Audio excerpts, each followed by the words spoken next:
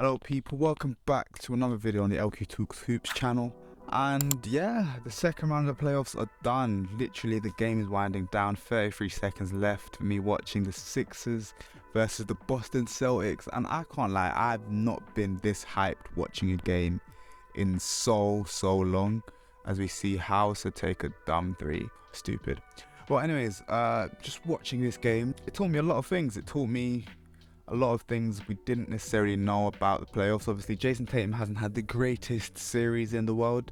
He's had a few games where he's dropped stinkers in the first half and played a lot better in the second half. But this game, from the very jump, he was incredibly good. I mean, for the first quarter, his three-point shot wasn't falling. But after that, towards the end of the first half, as the game concludes, I mean, you can't see it, but the game's finished now. Towards the end of the second half, he hit a step back three and then he just went electric from then on. Ended the game with 51 points, I think. He might have scored another point, I wasn't looking.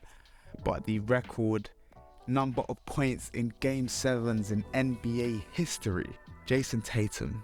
But it's not like the Sixers helped themselves at all. Watching this game right now, the Celtics exploited the pick and roll, letting Jayson Tatum pick up Joel Embiid. I mean, I watched the Phoenix Suns and the Nuggets series, and for the entire series I was told just wait until the Denver Nuggets have the Phoenix Suns use a pick and roll and switch on to Jokic. Just wait for it. And they tried. The Suns did try and switch on to Jokic, but it didn't work. But obviously the MVP, most people's MVP, towards the end I ended up saying he was the MVP. But now I'm not as sure anymore, because Jokic did have an amazing season. But the MVP, I was told was MVP because he can defend the pick and roll, just got exposed the hell out of by Jayson Tatum on that pick and roll again and again and again. If I can find some clips, I'm going to stick some clips in there. But obviously the game literally just finished now, so it might be a bit hard for me to find some clips. But Jayson Tatum just again and again and again exploiting that pick and roll over and over again. And offensively, the Sixers didn't really have anything. Once Joel Embiid couldn't score, Doc Rivers didn't really have a second gear to switch into. He didn't make any adjustments on the fly.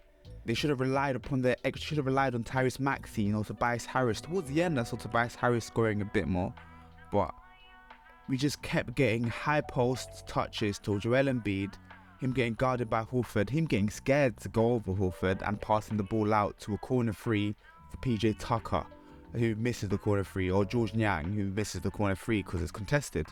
I think Doc Rivers probably has to go. By the time this video comes out, I'd be surprised if he's not sacked yet. Joel Embiid, him not being as aggressive as he can be, he's one of the strongest players in the NBA. If he's aggressive every single time and takes it up a level in the playoffs, he'd probably be the most dominant player in the NBA. That's the difference between him and Giannis Antetokounmpo. Giannis Antetokounmpo has that strength, but continues to push and go 100% all the time. The one reason Giannis even lost in the playoffs this year is because he decided to not go aggressive. Might have been because of his back injury or the injuries that he had. He wasn't going aggressive in the Game 5 against the Heat, which is probably the reason why they ended up losing. But Joel Embiid needs to be aggressive, especially in the playoffs when the intensity is highest. In a Game 7, when people are relying upon you, you need to be at your strongest. But obviously the Celtics came away with the win. I wasn't rooting for anyone in that particular series, but it's nice to see Jayson Tatum finally show out and show he is a good playoff performer. The most points in Game 7 history. Amazing. Another series that ended the other day is the Warriors versus the Lakers.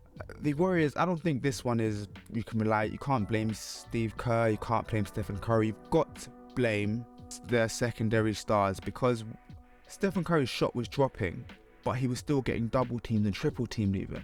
And he's passing the ball out to a Klay Thompson, who without hesitation shoots no matter the situation. It doesn't make any sense to me. I get shoot, but that's not that. You don't have to shoot all the time. And Jordan Poole, obviously, who's meant to be the tertiary star, or Wiggins coming off of an injury, I can excuse him a little bit.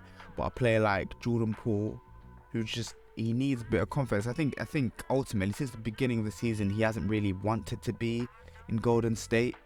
I think that's quite telling. I think Klay Thompson has slowed down. I think, obviously last season Klay Thompson just came off of injury, didn't have an off season, and he wasn't great And I think he's gone 100% in the regular season, going back to near being the Clay we know, playing great basketball, scoring 20 points per game this season, the regular season. And he's gassed out now, you know. His shot isn't dropping anymore. He's not fit anymore, you know. And I think a good off-season's rest coming into the new season, I feel like Klay Thompson on a reduced contract, because his contract, I don't think the Warriors can afford to sign him on a max deal.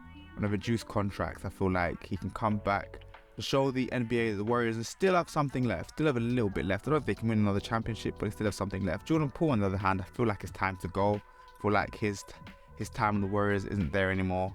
You know, he was meant to be their next upcoming star, but he needs the keys, you know. He's pretty much the same player as Stephen Curry, so they're guarding him like he is Stephen Curry. Adjustments are flying towards him as they're flying towards Steph Curry. So he's having to play with Steph Curry level defense when he's not Steph Curry. But obviously the Lakers come away with the win to now face the Nuggets. Great performance, especially in Game 7 from LeBron James, showcasing that he may be 38 years old, but he is still damn good at his job.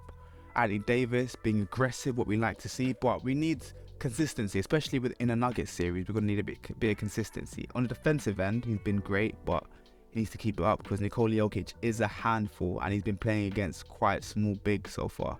You know, he's played against Xavier Tillman and also played against Kevon Looney or small ball Draymond Green at center. So he's coming against now an aggressive, strong center. We're going to see if his defensive output is exactly the same. But good win for the Lakers, who they are playing against they're now playing the Nuggets, who absolutely mollywopped. Is that a word? I think it's a word. Who absolutely mollywopped the Phoenix Suns. Phoenix Suns collapsed in their Game 6, elimination Game 6 at home, and you collapse like that. It's quite embarrassing, to be honest, especially when you have Kevin Durant and Devin Booker. I know they haven't got DeAndre Ayton, haven't got Chris Paul, but you have two of the 20 best players in the league on your team. Devin Booker, I'd say, is around 15th in the league, and Kevin Durant's top 10 player in the league. You have two of them in your team, and you can't beat the Nuggets, who have obviously a player who's MVP worthy, but other than that, the players aren't top 30 in the league, the rest of the team. I know the system works, but it's quite poor, and it was poor showcasing, especially from Devin Booker, who just wasn't aggressive towards the end of the game at all. He was incredibly passive, so passive. I think in the playoffs, the thing I like the most in the playoffs, put up 30 shots. If you miss 20 of them, cool, at least you put up 30 shots, because it's the playoffs, the be-all, end-all. Your season ends here if you lose. Carry on playing. But Devin Booker just wasn't. This is a game, it's an elimination game. It's not a game you can come back from. You lose this game, you're out. Kevin Durant from the beginning, his shot wasn't falling, but he kept shooting, and that's what I liked about Kevin Durant. That's why I can't blame Kevin Durant. You know, Chris Paul's body's failing on him, and DeAndre Ayton needs to go. DeAndre Ayton, you can tell his heart's not in it. There was an image of him grinning as they went down 30 points at the halftime point, and he was smiling. You know, Chris Paul looked concerned, but DeAndre Ayton was smiling. I feel like it's time for him to go. He's another player that's not aggressive at all, and that's, I think, he'll be a detriment to most teams in the playoffs. A player who just doesn't attack the rim as aggressively as he should, especially as a center. But my prediction for that series, Lakers and Nuggets, I say the Nuggets in 6, just because the consistency from AD hasn't necessarily been there offensively. And I feel like they won't be able to guard all three of Jamal Murray, Nikola Jokic, and Michael Porter Jr. And I feel like Nikola Jokic, double team him, he'll find his open shooters. He just will. And I feel like the defensive schemes run by the Nuggets, in terms of you switch on, you put a pick and roll on Nikola Jokic, and Aaron Gordon will come and play that. He'll hedge a little bit and cover a little bit. And other than LeBron James, who isn't running any pick and roll actions, let's be honest, nobody else is able to make that skip pass across the court in the Lakers team. Maybe D'Angelo Russell, but he's not going to. His passing hasn't been great. His scoring has been okay in the last series against the Warriors, but his passing wasn't a highlight. So with Aaron Gordon helping off his man, I feel like it's very hard to exploit pick and roll action, even though D'Lo is a good pick and roll player. And the final series that I haven't covered in the Eastern Conference was the Heat against the Knicks. This was a series I expected to go one way. You know, I think Julius Randle is another player that isn't a player for form, but I respect him putting up shots. You know, I respect him still consistently shooting.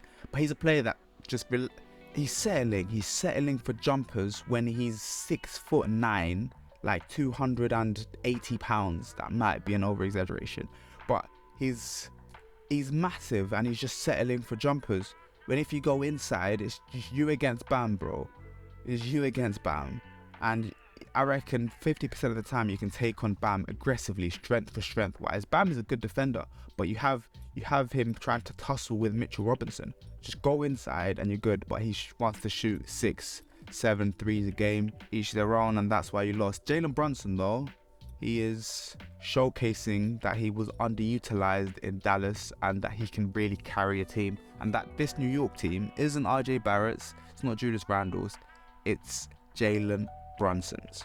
But for the Heat, you know, Jimmy Butler's Jimmy Butler. I think the thing with Jimmy Butler is even if he doesn't score, he's doing everything you need him to do on his team. He's playing elite defense, he's passing the ball if you need him to pass, he's scoring the ball if you need him to score. That's what Jimmy Butler does, and it's going to be interesting to see for the second year in a row the Celtics against the Heat. Last time they lost practically because Jimmy Butler decided to take a stupid 3. But I feel like it's going to be a tussling series, a hard series. I think the Heat are going to struggle without Tyler Hero, and so I'd say the Celtics in 6 again, because I feel like the Celtics are a great defensive team. I'm pretty sure they had the best defense in the league in the regular season, and I feel like you can stick Jayson Tatum on Jimmy Butler, you can stick Jaylen Brown on Jimmy Butler, or you can let Jimmy Butler score and not facilitate for anyone else and guard everyone else and essentially win the series off the back of that. But you never know with Jimmy Butler, you really never know with Jimmy Butler. And Eric Spoelstra runs a great offense that gives Jimmy Butler amazing looks game in, game out, and he even makes the tough looks as it is. So you never know with Jimmy Butler, but hopefully we'll see the Miami Heat Celtics put on an amazing series. The final thing I want to say is this is exactly the same conference finals as the 2020 NBA playoffs. Everyone said the bubble was a fluke, everyone said the Lakers only won because it was in the bubble, but this is exactly the same series. You had the Nuggets against the Lakers and you had the Celtics against the Heat. The only difference is I think the other teams are going to win this series. I feel like Jayson Tatum has evolved, Jaylen Brown has evolved, the defense on the Celtics has evolved. You have off the bench scoring, passing off of Malcolm Brogdon. I feel like you have amazing defense in Marcus Smart. I feel like you have a utility player in Al Horford who can guard up but can also hit down a spot up, catch and shoot 3.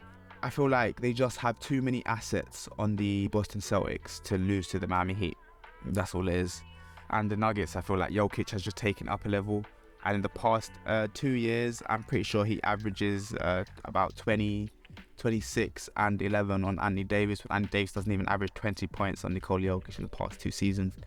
So unless he's aggressive every single game on Nikola Jokic, attacks him in the paint, because the help defense there can only bring a foul. Unless he attacks Nikola Jokic in the paint, it's going to be very difficult to stop Nikola Jokic from averaging a triple-double really.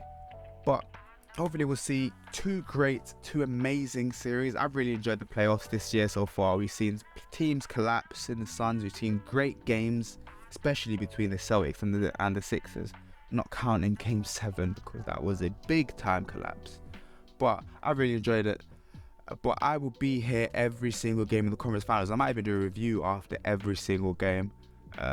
Be sure to look out for my Lob City Clippers mini documentary. This is probably going to be a bit shorter than the other documentaries and be less in depth. But see the rise and fall of the Lob City Clippers coming out soon on the LQ Talks Hoop channel. Don't forget to like, comment and subscribe, and I'll see you man in a bit. Boom.